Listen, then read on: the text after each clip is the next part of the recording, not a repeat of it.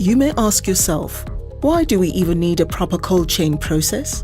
And to answer this question, we need to go back a few years and look at the problems we used to face when collecting, storing, and transporting blood from collection centers around the country.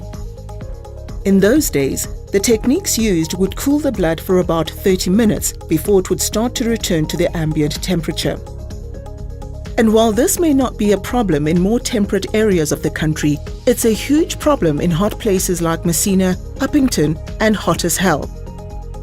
It would often cause the blood to spoil and become unusable. Fast forward to today, and things have changed.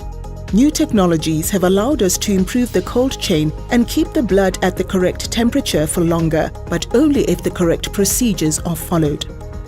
So let's see how this works. There are 4 main elements that make up the cold chain: the hamper, the chimney, and 2 types of eutectics: gel eutectics and 22-degree eutectics. At the start of a collection, the hamper contains all of the gel eutectics that are potentially required.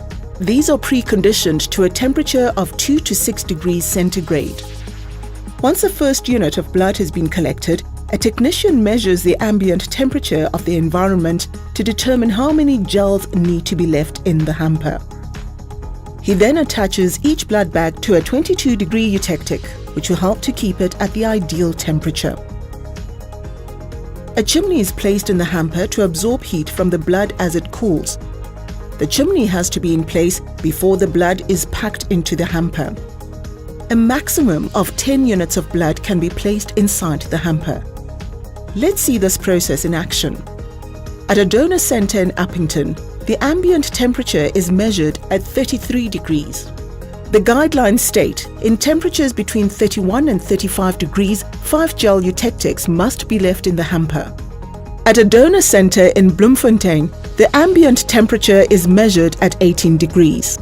The guidelines state, in temperatures between 0 and 20 degrees, no gel eutectics must be left in the hamper. It is very important that the hamper lid stays closed with the latch secured to ensure that the temperature inside remains stable. 3 additional blood samples are also collected from the donor for testing.